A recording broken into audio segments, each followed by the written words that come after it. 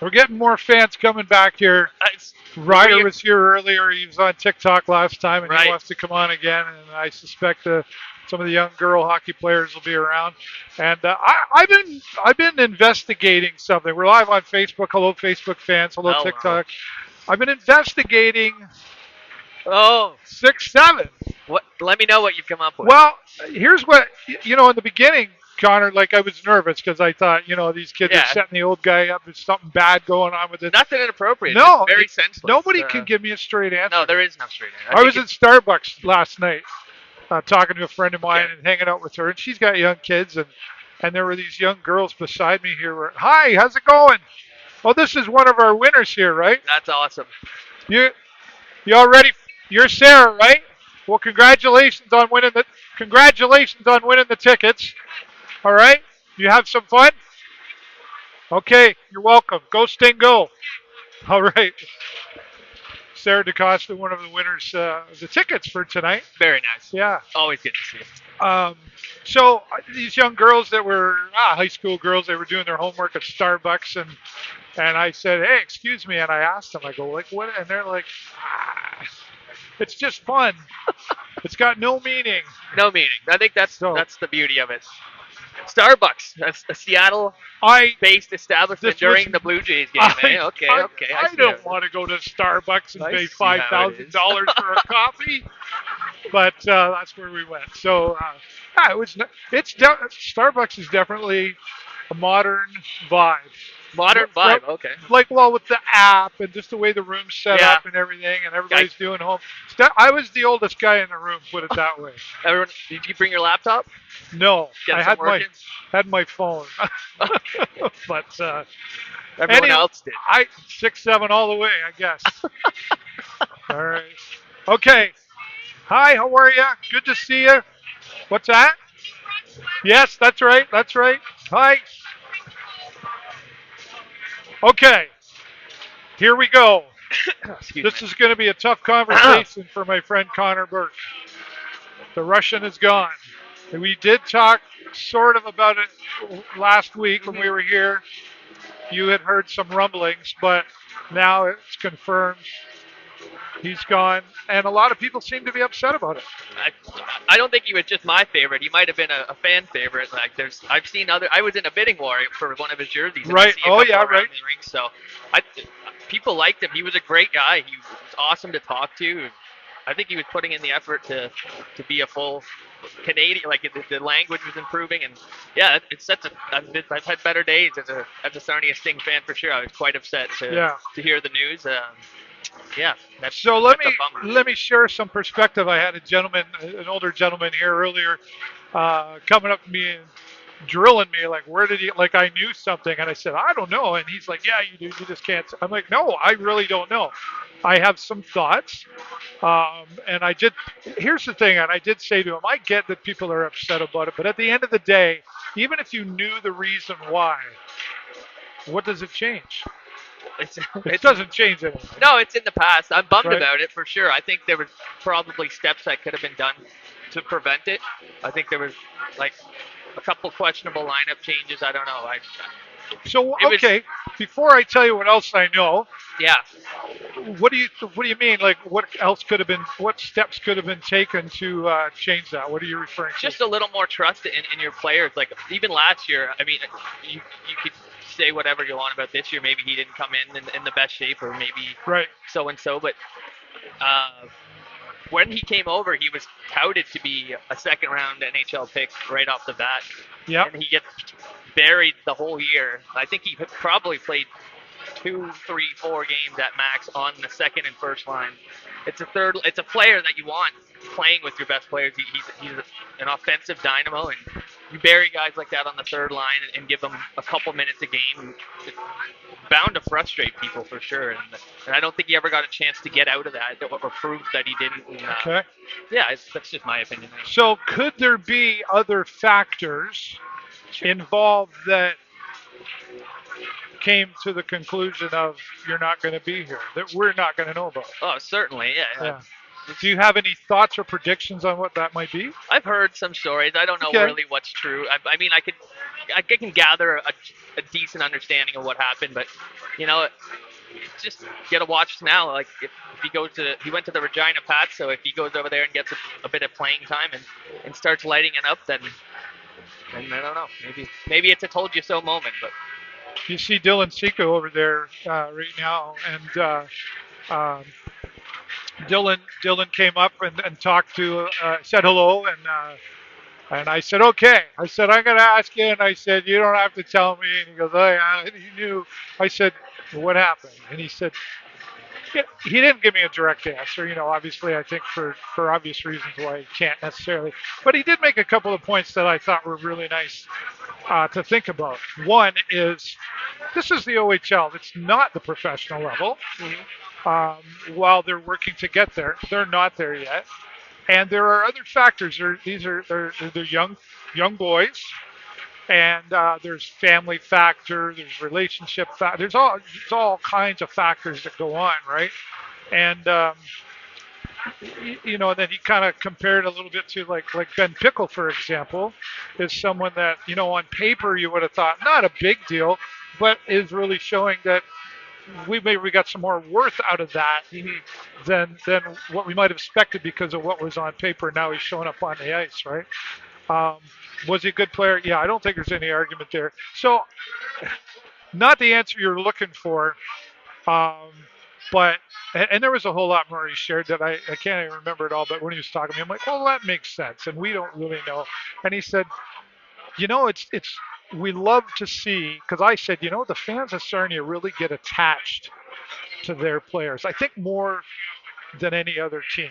yeah, I can see that. Yeah, there's people that still talk about players that were here 10, 15 years ago that that maybe I don't even remember, but yeah, Well, there's look still. at Benny Gaudreau. I'll give a shout out to our friend Benny. He's a great example of no matter what he did, even if he had a really bad time, people loved him, and he loved to talk to the people and share time with them, right? And to this day, they still talk about that Benny Gaudreau guy. Yeah, the chants that erupted every time he made a big save were unmatched. It's nice to have to rally around someone like that, just because it's just a good community kind of thing, right? Yeah. You players that come in and out and you don't really get to know them, or maybe they do a season or a season and a half, and you don't really get to know them that well. It's nice to have someone around for that long and become so familiar, and look forward to seeing them every season. Yeah.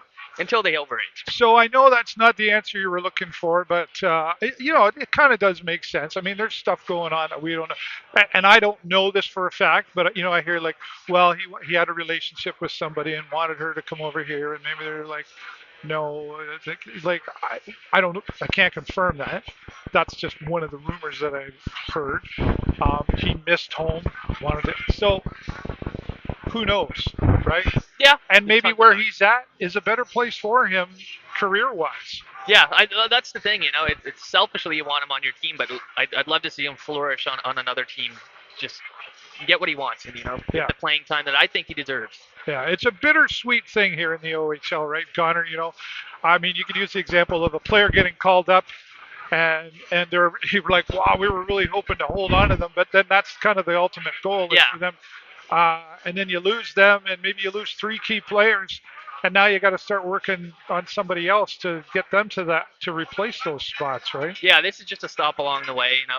Everyone makes a good impression, and you want to you get to treat it at any other professional level, but this is just a stop. You're here for a minute, but your ultimate goal and destination is the NHL. Hopefully, I think that's what makes the OHL such a great and tough league to be in. Is that when you get to the NHL level, it's kind of like, which team am I going to be on? Yeah.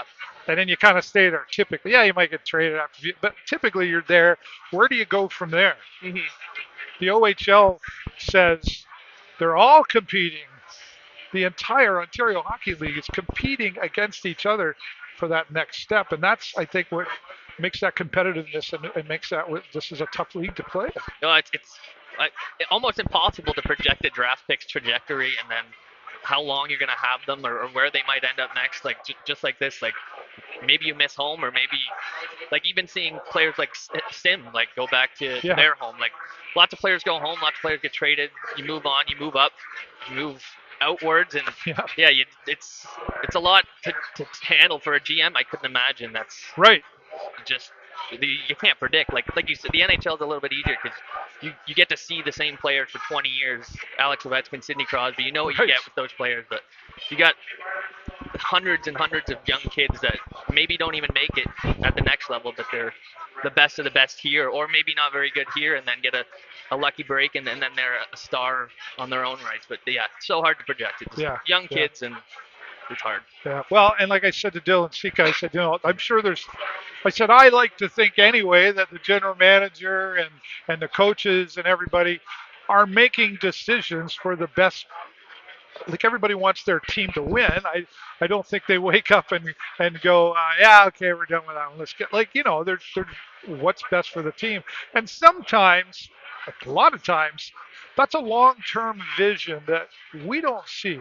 Yeah, at the end, yeah, it's a business at the end of the day, but you also want to treat these kids the best that they. You want to build your it all goes hand in hand, Yeah, right? You sure. want to build your own reputation for how well you treat players as a whole, because you just kind of recycled in and out. People don't want to come here, and especially now with this NCAA agreement, like you have so many Right. choices of where they want to go. You don't have, if you get drafted, you don't have to go anywhere. You can say that, I've heard rumors about that organization. They don't treat their players very well, Right. or they've cycled through pretty quickly, and that's their own choice to not go. So yeah, it's a circle. It's a big circle. Right. You gotta look after yourself and the players for the betterment of your own business, I guess. Yeah, right. Fair enough. All right, we beat that. We beat the Russian up. I mean, it is what it is. One more final comment on that, Connor. I don't know if I think you'll agree. This happening creates opportunity for some of the other players, all of the other players on this Sarnia Sting Hockey Club, to step in to maybe where they couldn't step in before, step in and step up to keep the team going and growing. Yeah, there's a hole now, right? It's got to prove if you want that third spot on the line, or if you want the second line, like it's open for grabs. So yeah, anyone can have it now, and we'll see what happens. Maybe even a new player comes in. Yeah, right. Well, I'm still waiting on the check import too. Right. So. I'm going to ask you about that coming up. Maybe we'll save that for next period. Let's talk now about this team tonight coming into the Hive, the Windsor Spitfires. They really gave it to the Sarnia Sting on the home opener, 8-1 for that opening. Nobody wants to talk about that, so we'll just keep moving forward. Yeah. But that's got to be sitting on the mind of the Sarnia Sting as they come out to the ice tonight. Definitely. It's bulletin board material. That's what you want in your locker room. Right. I mean, you don't want to think about it, but you want to remember it and not have it happen again, and show them retribution. But not only did they give it to us, they're giving it to the whole league right now. Yeah, they're 9-1-1. They're outstanding NHL players. A lot of them got sent back, unfortunately for us, and they're just kind of running amok with the league and having their way. So, yeah. You got to be realistic, but you got to be hopeful too. I'm hopeful for the same, but this is a dangerous team, and we got to watch 9-1-1. We don't want to be calling 9-1-1 tonight. That's right. And this Sarnia Sting 3-4-1 right now. Off to a rough start compared to last season, where we come out the gate shining, and then really had the struggles. It seemed like the struggles began at the beginning of the season this year, but they're overcoming. Both of these teams, though, struggled against like the Oshawa Generals, who I think are a team to keep an eye on in this season.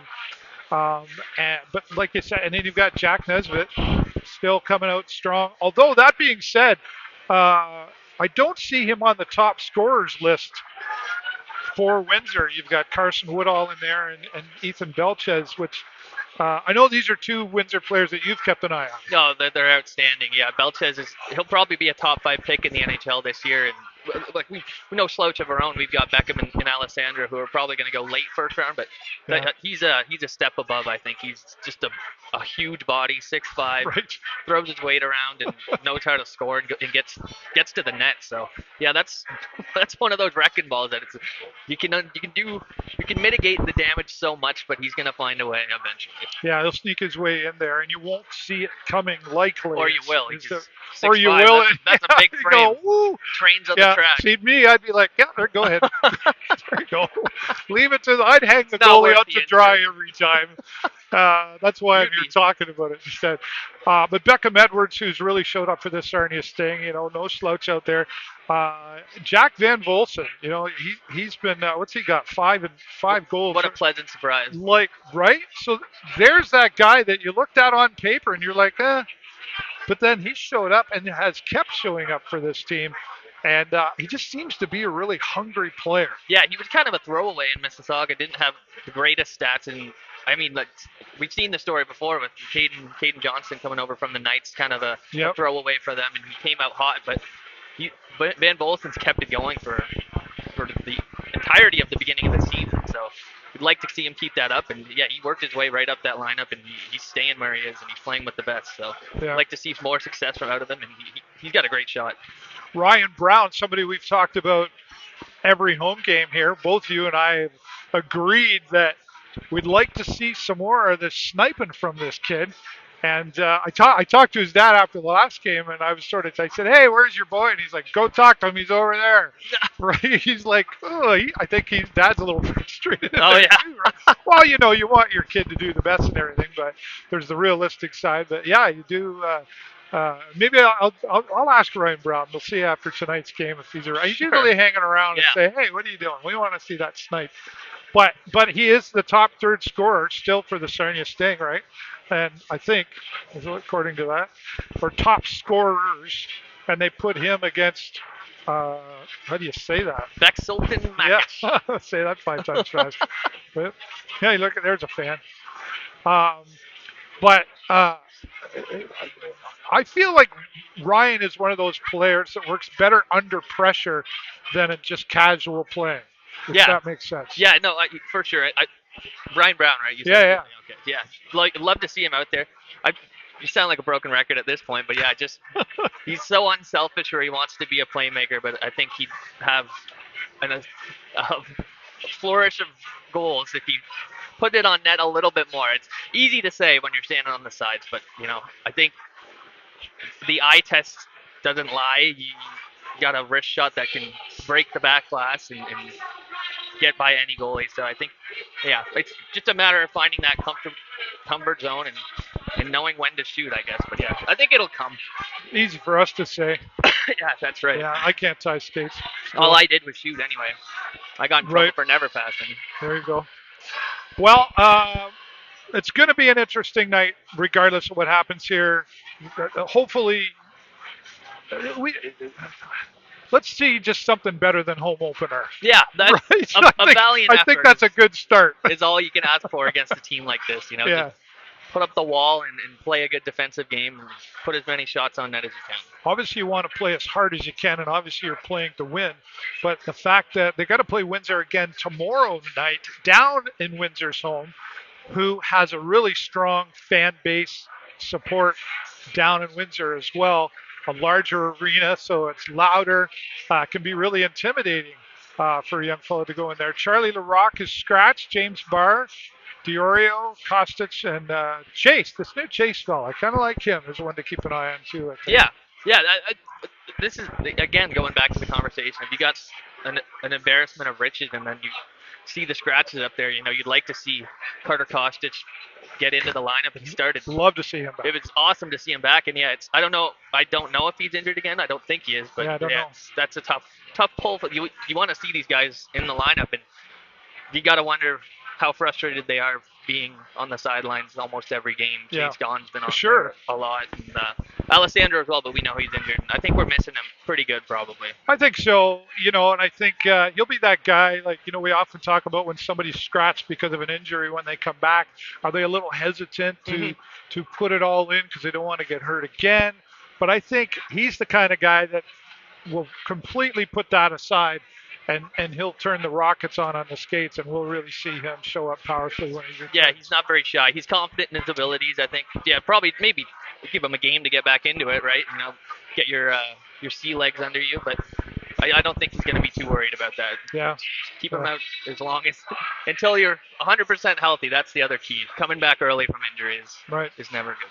All right, well, we're just a few moments away from the Canadian National Anthem to get things started underway. Avery Paquette is our 7th skater here tonight, and the Sarnia Sting will be out on the ice. And Connor will be back to join me with positive things to say. Only positive. And again, I'm sorry about the tears of your That's favorite right. player. They were shed. They've been wiped. But you know, we got to keep moving forward. We're just getting started here around the OHL, and the pendulum can swing any way quickly in this league, as I mentioned.